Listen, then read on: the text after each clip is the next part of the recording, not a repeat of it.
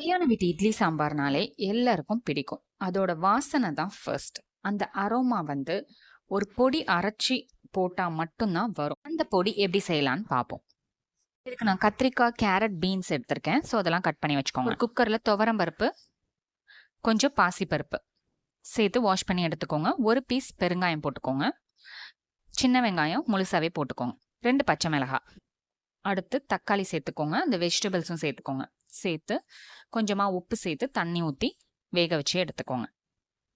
அடுத்து அந்த பொடி செய்கிறதுக்கு 4 வரமிளகாய், மல்லி விதை, இது கொஞ்சம் தூக்கலாகவே சேர்த்துக்கலாம் வாசனைக்கு.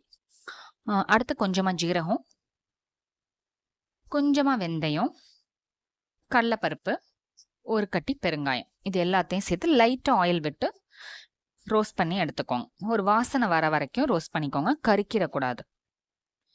ஸோ இதப்போ மிக்ஸி ஜாருக்கு மாற்றிக்கோங்க. மாற்றிட்டு நல்லா நைஸாக அரைச்சி எடுத்துப்போம். இப்போ குக்கர் ஓப்பன் பண்ணி பார்ப்போம். எல்லாம் நல்லா வெந்திருக்கு. இப்போ கொஞ்சமாக புளி தண்ணி, கொஞ்சம் மஞ்சத்தூள் சேர்த்துக்கோங்க. சேர்த்து நல்லா கொதிக்க விடுங்க கொஞ்ச நேரம். அடுத்து கொதிக்கிற சமயத்தில் இதில் 1 ஸ்பூன் நம்ம அரைச்சி வச்ச அந்த தூள் இருக்கு இல்லையா, அதில் சேர்த்து நல்லா கலக்கிக்கோங்க. கடைசியாக ஒரு தாளிப்பு, கடுகு, கருவேப்பிலை போட்டு தாளித்து அதில் ஊற்றிக்கோங்க. கொத்தமல்லி இலையை சேர்த்துக்க வேண்டியதான். இப்போ கமகமான நம்ம கல்யாண வீட்டு இட்லி சாம்பார் ரெடி. இது கண்டிப்பாக நீங்கள் ட்ரை பண்ண வேண்டிய ரெசிபி.